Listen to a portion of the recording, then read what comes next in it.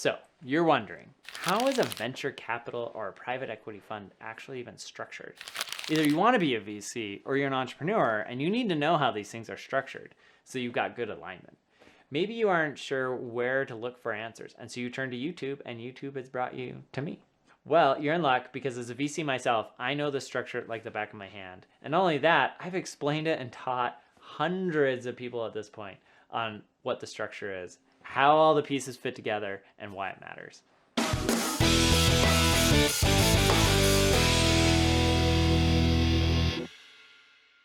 So let's get started on structure. There are three basic entities within every venture fund that you have to be aware of. There's the management company, there's the limited partnership, and there's the general partnership. The fund that actually makes the investments, that's actually called a limited partnership. And it's composed of a bunch of limited partners, which are your investors. So when you go out and as a venture capitalist and you convince somebody to invest in your fund, what you're doing is you're asking that person to make a commitment to your fund and become a limited partner.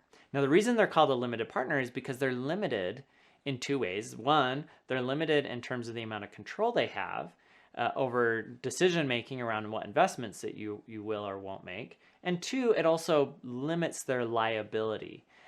So if you end up making an investment in something like totally off the reservation and it goes south, right, they can say, hey, I didn't have any control over that, so their liability is limited. The next entity is called the general partnership. And the general partnership acts as the manager of the fund. And so it decides where does the money go once it's all been collected into the limited partnership. And then the last one is the management company. Now, the management company is the actual brand of the fund. So when you think of like Sequoia or Excel or one of these many venture funds that are out there, you're probably thinking of the actual management company. The way the management company operates is it's the operations of the fund. So it's the entity that hires and pays salaries. It takes care of like office space and overhead. It runs the general day-to-day operations of the organization. How do VCs make money? Well, you basically have two tiers of venture capitalists. You have the support staff, which could be executive assistants, it could be analysts, CFOs, other administrators, right, within the fund. And then you have what are called general partners or partners in the fund. And the general partners and the admin get paid salaries through the management company typically, but the general partners also get paid something which is called carry. Now the carry is basically the profits, or it's like a bonus on your performance as a venture capitalist. And the way carry works, and we'll talk about this in other videos in more depth, but basically you get, as a general partner, a percentage of the profits of the companies that you invest in. So for example, if I, as a VC, invest $100 million, my fund is $100 million in size, and I invest that and I turn it into $300 million, then like the pretty typical standard is I will get 20% of the profits. So $300 million return, I got to return the $100 million that I invested, and that leaves me with $200 million of profits. I'm going to get 20% or $40 million of that as a bonus for making really good investments and generating great returns for my investors. That's called carry, and that flows to the general partners who are making the investment decisions. Those investments can take like 10 years to pay off. And that's even though $20 million is like a big, or $40 million is a big payday, you got to wait like 10 years to make that money. So how do you run operations today? Well, the way you do that is through what's called management fees. Now, management fees are typically paid on the total assets of the fund or the total assets that have been invested from the fund. And they usually are about 2% annually. So let's say you have a $100 million fund. Well, every year for your investment horizon, you're going to get paid 2%. So $2 million. And that $2 million has to cover all of your overhead. So it's got to cover all the salaries, the travel, the office space, any other kind of diligence related items. All of that gets covered with that $2 million for operating expenses. Now, here's the thing about management fee.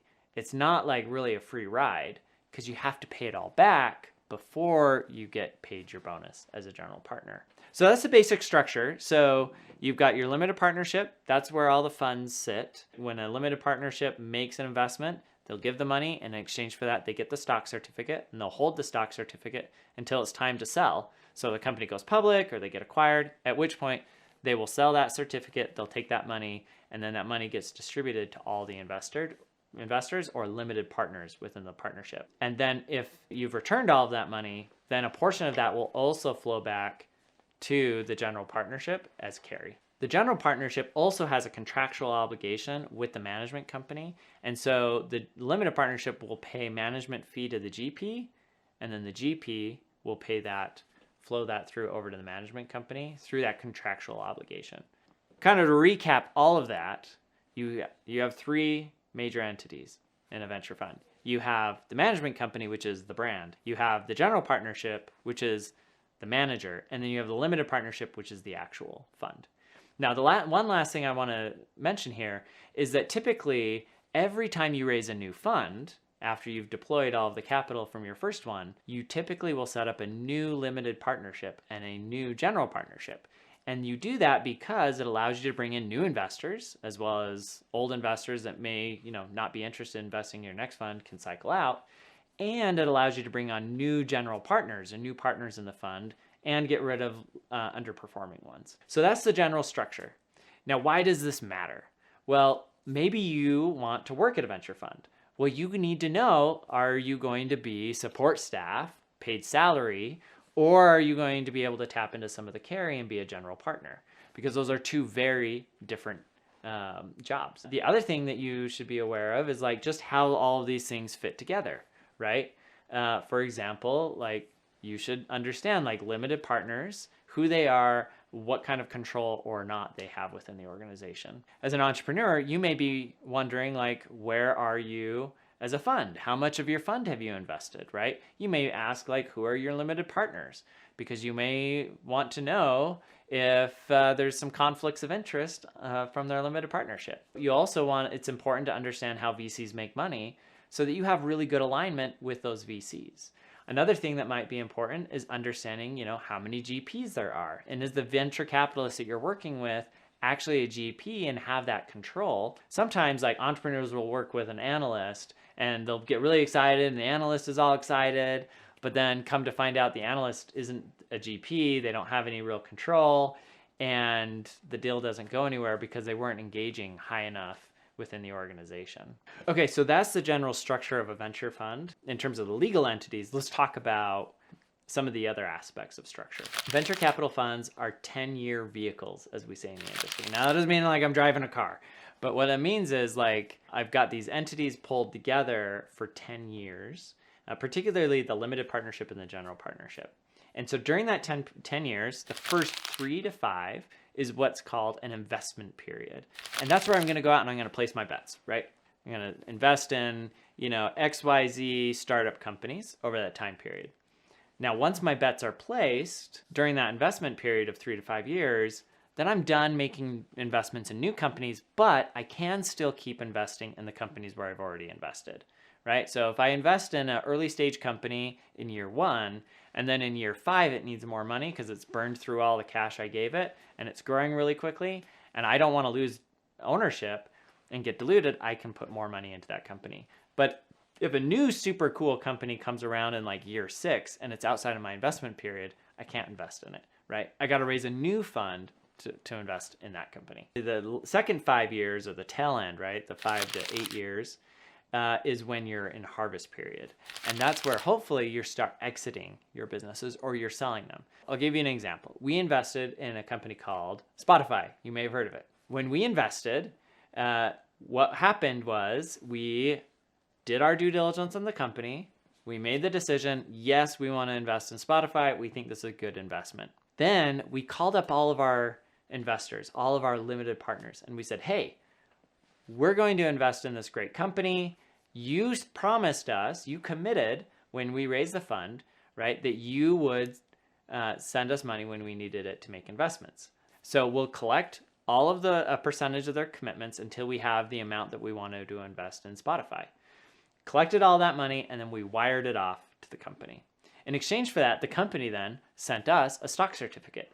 And that stock certificate meant that we could then sell it whenever the company was acquired or went public. Well, sure enough, a year and a half to 2 years later, Spotify did what's called a direct listing, where basically they just one day opened up shop and said, anybody that owns shares in the company can now sell them on the public markets to anyone who wants to buy them. And so when that happened, we actually sold our shares the very first day that they were trading. We had a brokerage and we called them up and we said, all right, sell our shares. And they sold those shares to investors that wanted to invest in Spotify. They then sent us that money. We took that money and we divided it out by the ownership percentage to all of our different limited partners and sent the money out. So in the first 3 to 5 years, you're placing your bets. In the second 5 to 7 years, you're harvesting your bets and maybe putting in follow-on capital. And hopefully by the end of 10 years, you've invested all the money and returned all the money plus all the profits. Now, sometimes these companies take a really long time to exit. It's not uncommon for a venture fund to have some companies in the portfolio that are still around in year 10, 11, 12, 13, 14, 15, and so on and so forth. When that happens, venture capitalists have a couple choices. Typically, they can extend the fund for 2 years, 1 year at a time. But more often than not, even if they extend and it keeps going on longer, they'll continue to manage out that portfolio company or set of portfolio companies for free, particularly if they've raised another fund. So every 3 to 5 years, you're out as a venture capitalist raising your next fund to invest. And so over time, these funds start stacking and you can generate enough fee to kind of cover ongoing operating expenses and to grow and get bigger and bigger and impact more and more companies. So to wrap it all up, key takeaway, venture capital funds are a little more complicated than just like the brand, right? You got to understand that like the fund, the brand, and the manager all form a cohesive unit that makes investment decisions. And don't forget to stay tuned to my next video where we're going to do a deeper dive into what is a limited partner and why it matters.